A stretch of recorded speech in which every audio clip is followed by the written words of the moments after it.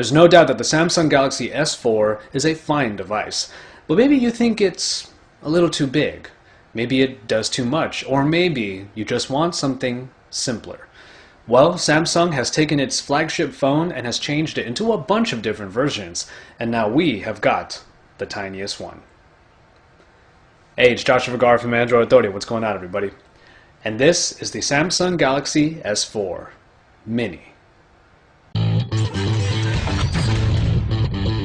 Samsung's flagship phone has been shrunken down, but that isn't all that's changed. I will say that the changes can be described in one key word: proportional. First, we'll start with this different form factor. There's really no way around it. You're looking at a very small device. Coming from the 5-inch screen size of the original S4 is a bit of a shock when you first pick this one up, but that quickly fades away when you feel how easy the Mini is to handle. It's obviously shorter, narrower, a little thinner, and overall much lighter than the S4, making it super easy to throw around in one hand.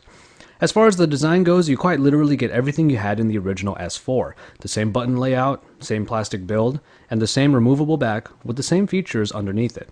Mini is seriously the operative word here. I'm not saying that 5-inch screen phones aren't incredible, because they are, but they have become the norm because we've gotten used to them. Get a smaller phone in your hand, however, and you'll be surprised how much you missed having an easy time with a phone such as this. Everything is reachable without any straining or any hand gymnastics. It really is an incredible feeling. But of course you lose something in this transition.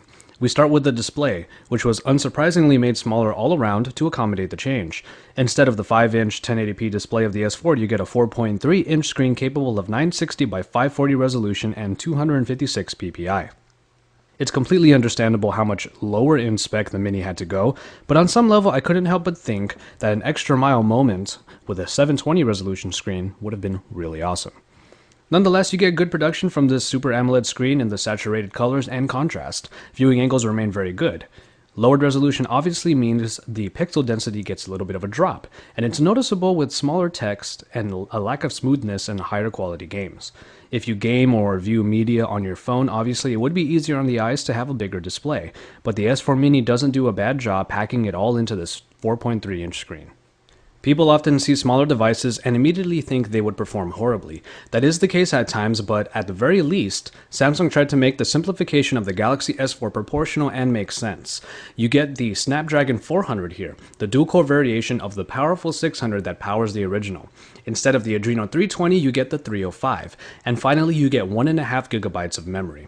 The scores in Antutu remain around the 15,000 mark consistently, while Epic Citadel at ultra high quality was able to stay afloat at around 47 frames per second. In practice, I felt like the phone performed quite well. I was able to do tasks quickly and smoothly. I installed apps while browsing the web and multitasking consistently with few problems. When playing the beautiful game The Room, lag did occur, but it happened pretty rarely and didn't hinder from the experience. When you know how well the Snapdragon and Adreno names fit in with good performance, you can rest assured that despite them being toned down, they still do a great job on this small little performer. Hardware is where the changes are a little more drastic. Many of the extras that were included in the S4, at least as far as sensors are concerned, don't return in the Mini. So you won't be able to do hand gestures to scroll through web pages or gallery items or use AirView to zoom into them. No eye scrolling either.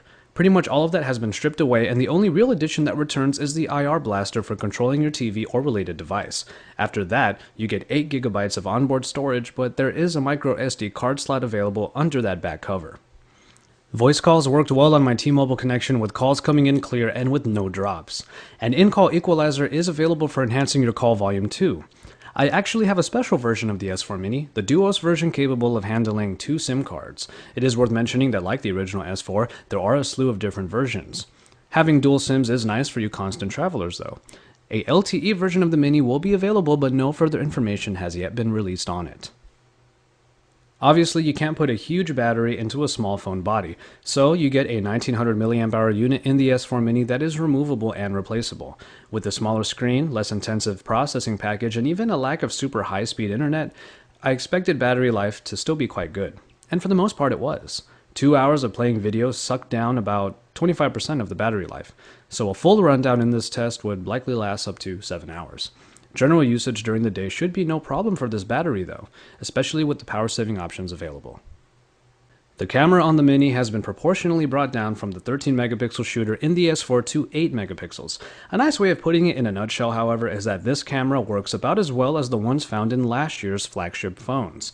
The app has the same interface as before, with modes and settings available as overlays on top of a full screen viewfinder. You don't get as many modes this time around, however. There's no drama shot, eraser shot, or dual recording. Best photo and best face do return, as does HDR and panorama. Picture quality is still very good with high detail and good color reproduction, all of which translate well into the full 1080p video recording capabilities. Low light shots obviously take a hit, but getting a decent shot in less than ideal situations is still possible. Shutter to file speeds are pretty good, so having no lag between shots will help you quickly get that photo you need. The S4 Mini does its big sibling proud with a more than capable camera despite its overall simpler and smaller outlook. TouchWiz gets smaller in the S4 Mini but gets many of the same inclusions that were available in the original. As we touched on before, the missing sensors mean that navigation is largely classical. When it comes to apps, you get essentially the same packages. Watch On is there for the IR Blaster, and Groove Play is available if you have friends with S4 phones. And of course, you get Google's own edition of Google Now as an alternative to Samsung's S Voice if you prefer. Otherwise, this is TouchWiz through and through. Veterans of Samsung's phone UI will feel right at home with the uber colorful motif. Despite the smaller screen, this newer version does do a better job of scaling everything down for the Mini to ensure it isn't too bloated or feels too crowded. And on a smaller screen, it is definitely easier to handle and was actually a little refreshing, if not a little too familiar. The S4 Mini is currently on pre-order on multiple carriers in Europe, but has yet to see any real release information in the United States. Judging on the price of the S4 Mini across the pond, it is likely to be priced around the $500 mark unlocked. And so, there you have it. The S4, just smaller, simpler, and overall a proportionally less performing smartphone. Almost everything has been brought down to size, and thus when you see the smaller form factor, you can expect a fitting experience underneath. But what you lose in performance and hardware is made up for in its handling. Power users will probably want more out of their OS, but pretty much everyone else will still have a good time speedily getting things done easily in one hand. Let's just face it, we can get spoiled sometimes. Our uber-performing 5-inch, 5.5-inch, 6.4-inch screens with faster performance than some laptops, well, it can really all make us forget what used to be the norm. I absolutely love it when I get a smaller phone and realize I still have a great time with it. Just like the S3 Mini before it, the S4 Mini really is a phone for the every man and every woman. A phone that, despite its nature, can still go the distance, is refreshingly easy to handle, and most of all, it works. For all of the great news and coverage on Android, make sure you stay tuned to our YouTube channel. Don't forget to drop us a like down below and subscribe.